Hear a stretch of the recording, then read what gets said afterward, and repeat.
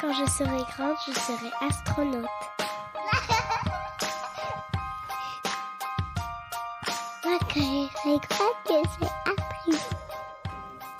astronaute. Nous vous retrouvons pour la seconde et dernière partie de notre entretien avec Jian.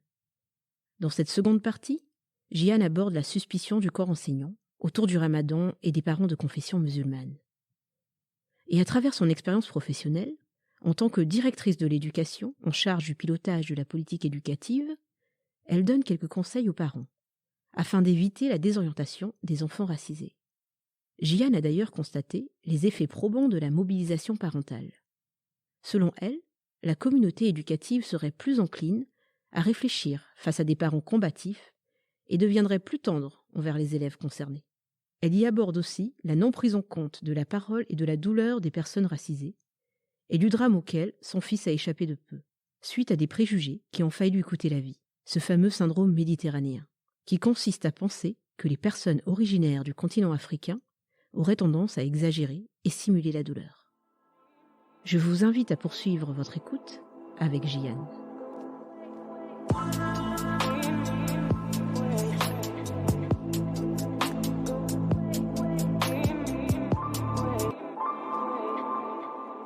Avec ton expérience, qu'est-ce que tu pourrais conseiller aux parents? Qu'est-ce que tu pourrais nous donner comme petit tuyau pour éviter justement que ces enfants-là se retrouvent pris au piège de l'étau de cette réorientation?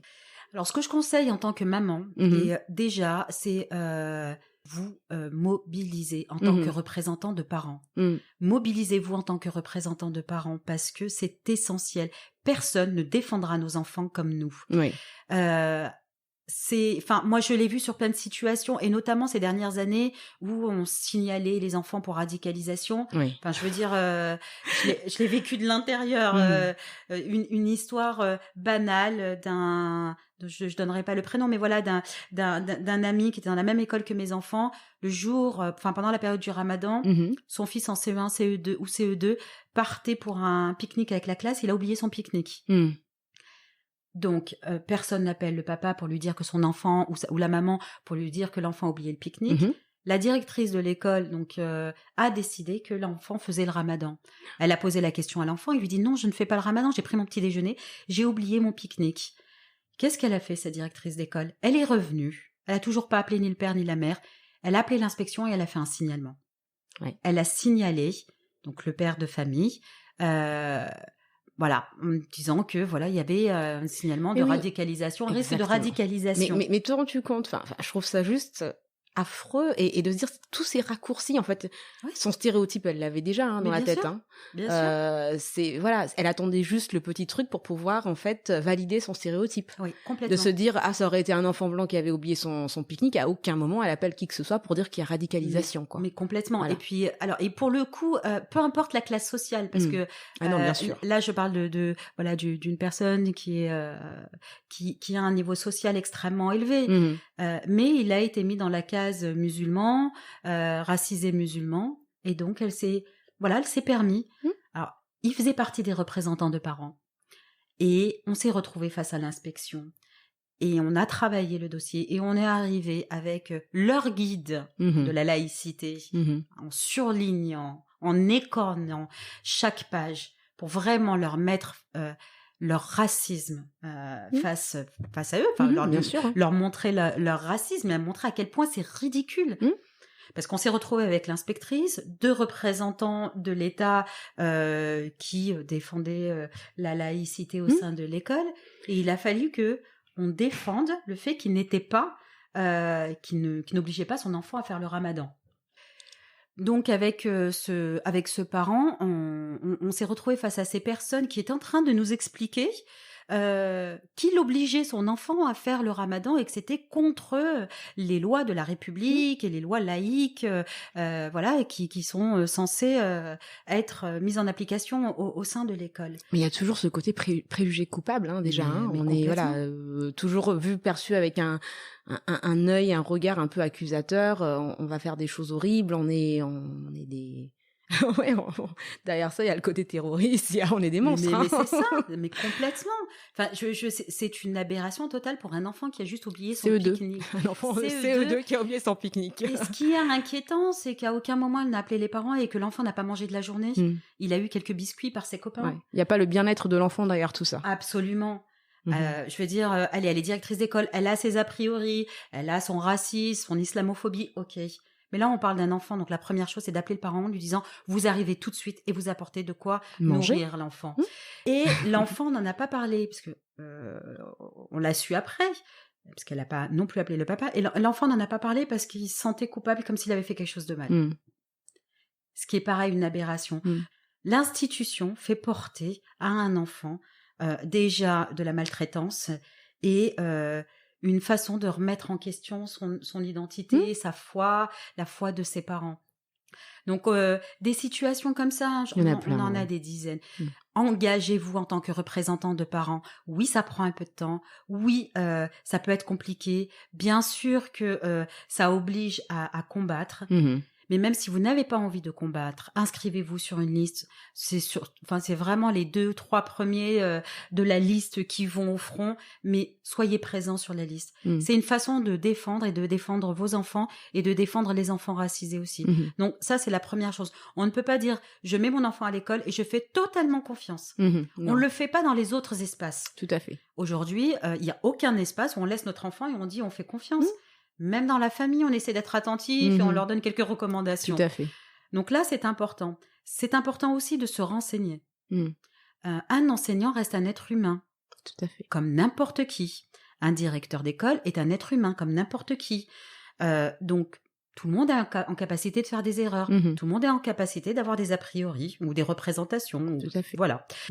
On n'en connaît pas leur idéologie. Exactement. Et on n'a pas le curriculum vitae de l'idéologie de la personne qui est en face. Exactement. Un enseignant ne doit, j'ai beaucoup d'amis racisés en plus enseignants, doit pas être mis sur un piédestal. Ça reste un professionnel comme un autre professionnel, un professionnel de l'éducatif.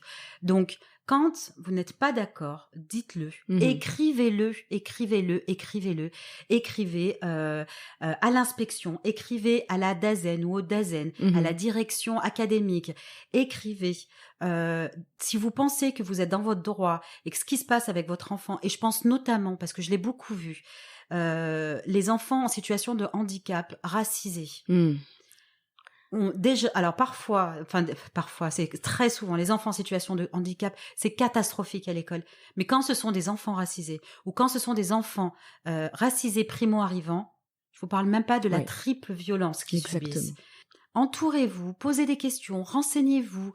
Allez dans des associations, des centres socioculturels. Il en existe dans toutes les villes. Mais si vous sentez au fond de vous qu'il y a quelque chose qui ne va pas, des choses avec lesquelles vous n'êtes pas d'accord, faites-vous représenter, mais ne baissez pas les bras. Vraiment, c'est compliqué, mais pensez d'abord à votre enfant, baissez pas les bras. Alors très souvent, les parents disent oui, mais bon, si je fais ça, l'enseignant va faire la misère à mon enfant. Exactement, parce que c'est aussi la peur qui arrive très souvent. Mais bien sûr, bien sûr. Et parce que ça arrive dans beaucoup de cas. Et ça arrive dans beaucoup de cas. Et ben vous serez encore plus vigilant. Parce que évidemment, ça reste un être humain qui aura des attitudes vis-à-vis de votre enfant. Donc, il faudra accompagner votre enfant. Je sais que ce que je dis, c'est pas facile. Et ce n'est pas simple, et ça inquiète, et ça fait mal au ventre. Parce qu'on a déjà beaucoup de choses à gérer. Alors, en plus, s'inquiéter quand on les laisse à l'école, c'est se rajouter un poids sur les épaules.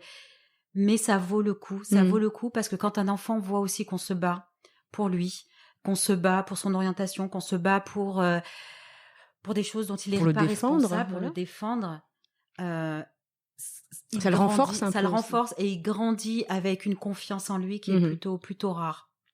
Donc il faut vraiment se battre, se mobiliser et être entouré, vraiment être entouré. Pareil pour l'orientation. Pour l'orientation, si vous n'êtes pas d'accord avec une orientation vers le professionnel ou si vous souhaitez une autre orientation, renseignez-vous, allez taper à toutes les portes.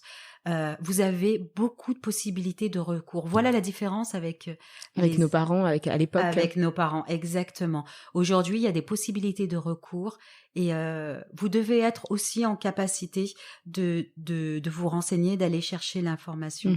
Et si ce n'est pas possible, de demander de l'aide. Et peut-être une troisième chose qui me semble essentielle, et ça c'est quelque chose que je vais travailler toute l'année au boulot, parce que je n'en peux plus d'entendre et de voir la stigmatisation autour de la langue maternelle. Oui.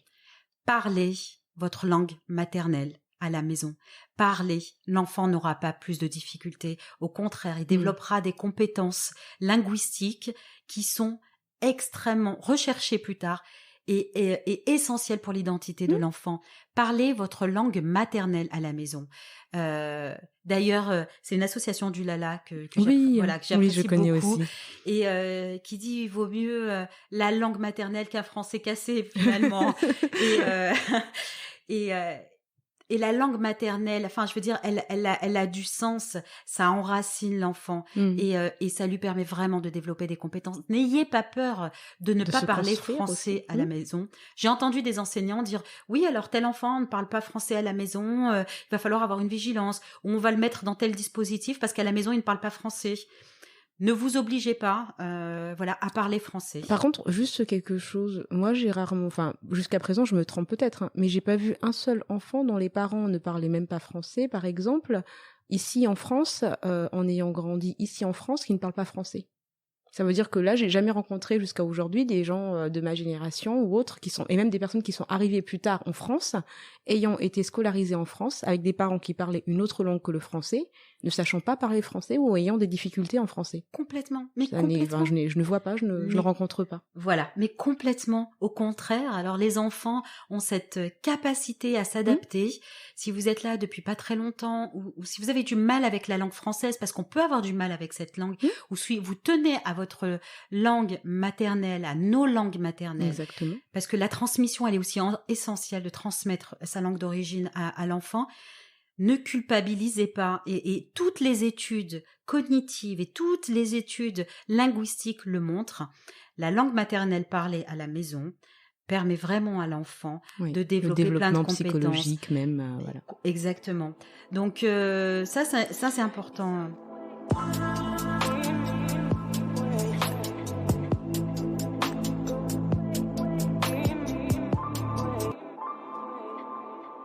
Le plus important, tout ça, c'est bien la relation à la famille, la relation entre mère et enfant, entre père et enfant. Oui. Donc, si ce lien-là est cassé, si ce lien-là ne se développe pas correctement, il est justement là le problème, et pas inversement.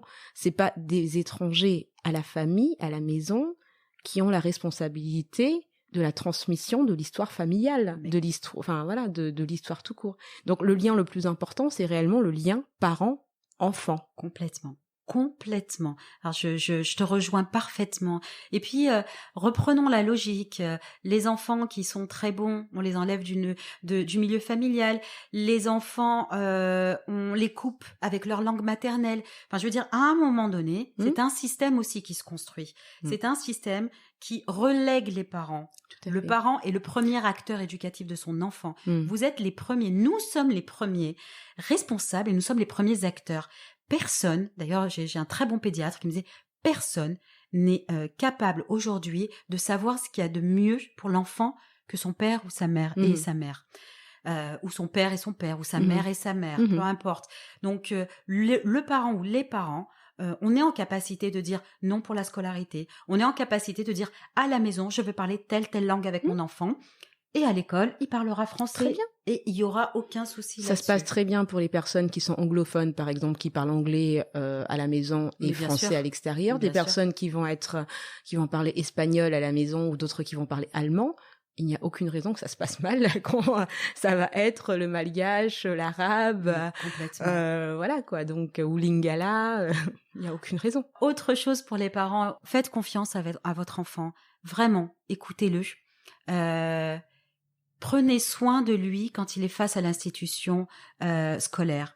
J'expliquais tout à l'heure que j'ai été très souvent dans des conseils de discipline et j'ai vu évidemment tout le corps enseignant qui peut tomber sur l'enfant avant une exclusion.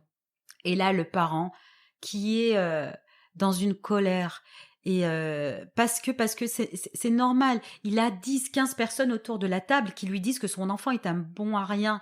10-15 personnes C'est autour violent de la même table. pour l'enfant, hein, pour la confiance en lui, pour de se dire tous ces adultes face à lui, il est acculé face à toutes ces... C'est quand même qu'il y a déjà rien que ce conseil de discipline, je trouve que c'est d'une violence pour une personne qui peut être en échec scolaire ou... Mais complètement. Et puis on en rajoute. On fait pas ça pour des adultes. Hein. Non. On n'est pas tout seul face à dire tout le comité de direction en train de nous dire t'as raté, t'as pas réussi, tu as complètement échoué sur. Enfin, c'est horrible. Hein. Et ben là pour le coup c'est un tribunal. Alors je sais que les enseignants qui vont m'écouter vont se dire oui mais bon moi dans mon établissement oui je veux bien. Toi, enseignant, professeur dans ton établissement, oui, chacun individuellement fait des choses. On parle d'un système global. On ne parle pas de choses qui sont individuelles. Et la réalité des conseils de discipline dans les collèges, c'est que c'est d'une rare violence. Et pour cet exemple, donc, le parent s'est levé et a tapé l'enfant. Alors évidemment le corps enseignant dit voilà. Évidemment ce sont des parents qui de toute façon ne répondent ne tapent que la violence. Ne connaissent que la violence. De l'autre côté l'enfant se fait humilier.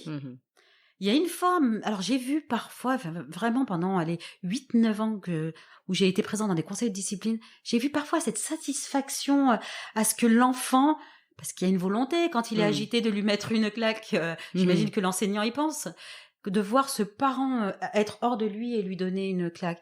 Alors je comprends qu'avoir toutes ces personnes qui sont extrêmement violentes envers votre enfant puissent mettre en colère. Mais cette colère, elle doit être utilisée pour d'autres choses. Il faut se serrer les coudes, faire confiance à l'enfant, écouter votre enfant. Vous connaissez votre enfant mieux que personne. Écoutez-le et surtout, essayez de ne pas réagir lors de ces conseils de discipline, essayez de ne pas réagir à vif contre l'enfant. Si c'est compliqué, demandez à quelqu'un de venir avec vous. Vous avez l'autorisation de venir avec une autre personne. C'est ça, c'est important de le dire. Ça. Voilà, vous pouvez être accompagné par qui vous souhaitez. Ils ne peuvent pas vous dire vous venez seul. Si c'est compliqué, si la langue française est compliquée, vous pouvez demander à avoir un interprète ce jour-là.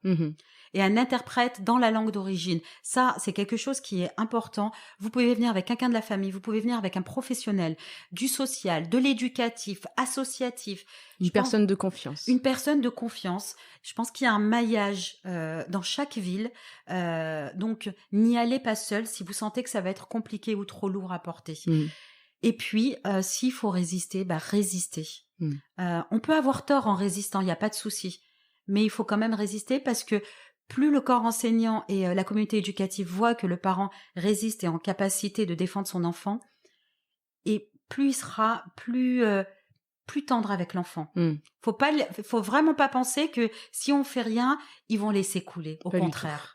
Ça c'est important ce que tu dis là, parce que c'est vrai que il y a quand même une double peine du coup par rapport à l'enfant là, parce que ce qui est important c'est quand même son bien-être, c'est de se retrouver là face à ce banc d'adultes qui l'accule toutes les fautes, et de se retrouver en plus délaissé là à ce moment-là par son parent et d'être réellement seul. L'adolescence c'est un moment compliqué, hein. On y a tous, voilà. Oui, donc même en tant qu'adulte parfois les choses sont compliquées. Donc, de se retrouver en échec, de se retrouver en situation de stress, ne sachant pas quoi faire de sa vie, en plus, et de se retrouver face à des adultes qui disent des mauvaises choses sur vous, en fait, qui vous critiquent, parce que c'est ça aussi un conseil de discipline, c'est de pointer tout ce qui ne va pas. Et en plus de pas avoir quelqu'un de familier proche de soi qui se soutient, ça peut être un moment très, très, très difficile pour un enfant. C'est un moment très compliqué pour l'enfant. Et puis, il faut récupérer après. Une fois que l'enfant a été exclu, moi j'avais travaillé à la mise en place. Il y a des choses qui se font. C'est pas la fin. Le monde ne s'écroule pas à ce niveau-là. Exactement. Et je mettais en place des dispositifs de prise en charge des collégiens temporairement exclus. Et on faisait pas du scolaire pendant ce dispositif. Ils rencontraient des professionnels du milieu culturel. Ça peut être la découverte du théâtre et de tout le travail aussi au sein d'un théâtre. C'était beaucoup de propositions pour ouvrir le champ aux enfants. Le champ des possibles. Et le champ des possibles. Donc c'est pas parce qu'il n'est pas très bon en maths ou qu'il est agité ou bavard que c'est un mauvais enfant. Je veux dire, l'identité de l'enfant, sa personnalité, ce n'est pas une personnalité scolaire. Voilà.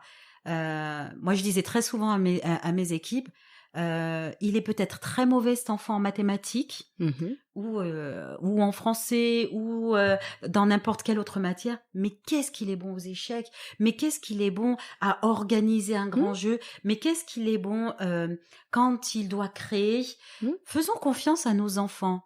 Il existe 1001 métiers, il existe plusieurs voies possibles. Moi, je n'étais pas du tout destinée à travailler dans les politiques éducatives.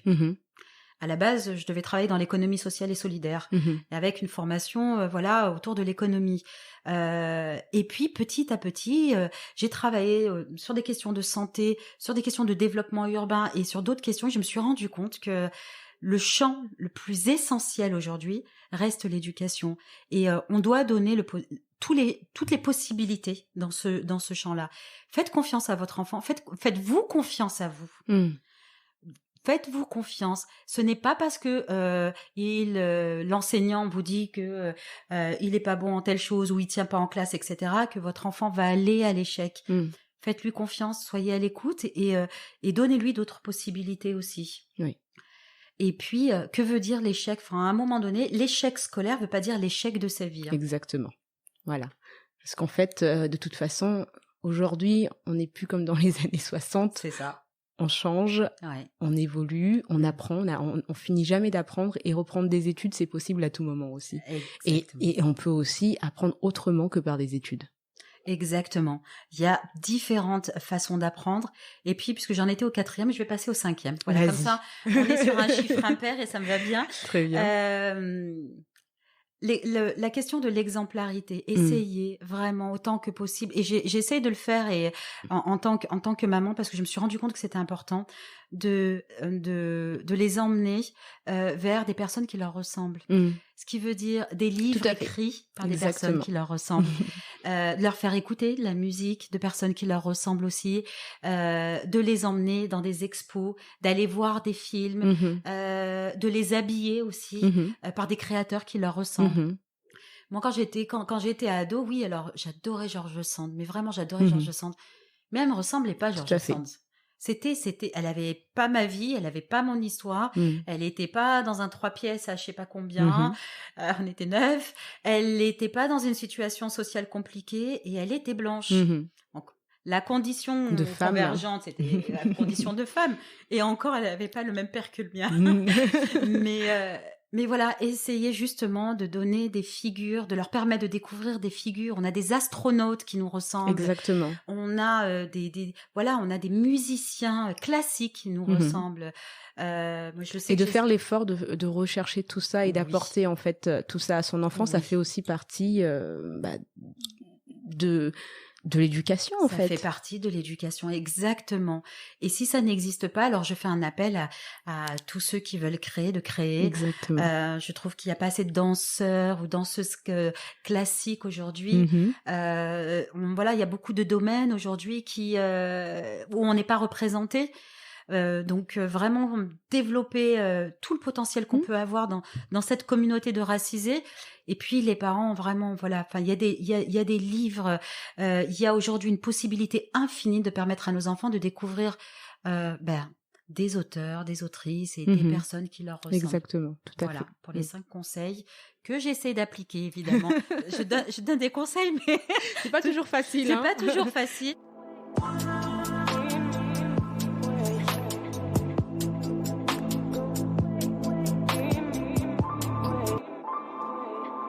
On parle de l'éducation, mais il y a tellement d'autres champs. Il faut qu'on soit vigilant. Vraiment, les parents, soyez vigilants. Sur la santé, la question de la santé. La santé mentale. Voilà, santé mentale. Ah oui, et puis alors là, c'est vraiment important sur ce que tu me racontes aussi. Tu nous en as parlé avec Ulrich la dernière fois. Ce qui s'est passé pour ton fils. Alors là, si tu peux. Oui. Nous en parler. Il y a 1 an et demi, donc mon petit garçon se plaint de douleurs de ventre, il vomit, enfin dans un état pas possible. Je l'emmène aux urgences pédiatriques. Le premier soir, on me dit non mais c'est rien, c'est une gastro. Mais attendez, il se tord en deux. Non, c'est rien, c'est une gastro. Bon, ok, on rentre à la maison, on donne ce qu'on nous donne habituellement. Le deuxième soir, on revient. Pareil, il n'avait pas mangé, il s'était vidé, il était vert, livide, vraiment dans un état pas possible. son père le portait à bout de bras. Et là, on me dit, mais il fait beaucoup de cinéma, hein, ça doit être ses origines, évidemment, origine méditerranéenne. Il fait beaucoup de cinéma. Ils ont dû l'examiner. Pour l'examiner, ils lui ont mis un gaz. Donc, quand on fait du cinéma, on n'a pas besoin de mettre un gaz. Et en fait, ils n'ont pas pris en compte la douleur de mon fils. Donc le lendemain, pour faire très court, je l'ai emmené dans une clinique privée. Je ne voulais plus retourner à ce service pédiatrique parce que je savais qu'il y avait quelque chose de grave qui se passait. Et donc il a eu une péritonite appendiculaire, donc l'appendicite qui a explosé. Et le chirurgien m'a dit qu'il lui restait 2 heures. Voilà. Et je sais que après cette histoire, il y a eu un petit garçon noir qui est mort aussi d'une péritonite appendiculaire. Donc, n'écoutez personne, écoutez-vous. Il n'y a pas... alors, ils ont la sensation que nos enfants, parce qu'ils sont racisés, supportent... mieux la douleur. Supportent mieux la douleur. Ou alors parfois ils en font trop. Voilà, oui, ils en font trop, etc. On sait très bien en tant que parents que le système de santé est assez compliqué, et notamment avec les racisés. Écoutez votre enfant et faites confiance à vos instincts de parents. Moi, cette expérience m'a bouleversée parce qu'à vie, il aura des séquelles. Et elle m'a bouleversée parce que je me dis qu'ils n'ont même pas regardé toutes les constantes de mon enfant. Ils sont partis sur le fait qu'il faisait du cinéma. Mais c'est ça, c'est cette remise en question de notre parole constamment. Peu importe ce qu'il arrive, ce qu'on dit ne vaut pas la peine d'être entendu. C'est ça. Ça peut aller très loin, hein, parce que ça peut nous mettre en danger nos enfants. Alors, c'est pour ça que c'est vraiment très important que nous, en tant que parents, nous puissions aussi leur faire confiance. Parce que si personne ne les écoute, c'est ça. On sait ce que c'est de pas être écouté, de toujours avoir l'impression de déformer les choses, déformer la réalité. Et c'est difficile de se construire comme ça, où on est entendu nulle part, et que tout ce qui vient de nous est forcément faussé. Oui.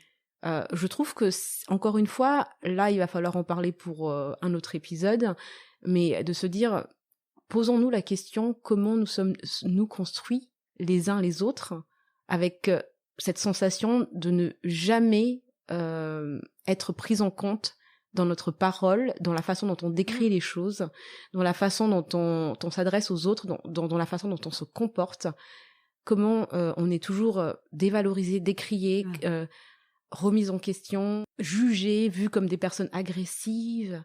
Il y a énormément de choses qui se jouent derrière ça. Et de vivre toute une vie ainsi, c'est quand même très compliqué. Oui, c'est très compliqué. C'est vraiment très, très compliqué. Juste vraiment pour le coup, une dernière anecdote. Je suis allée voir l'ORL il y a pas très longtemps. Il regarde mes oreilles, il me dit, mais vous avez dû avoir beaucoup, beaucoup d'otites, enfant.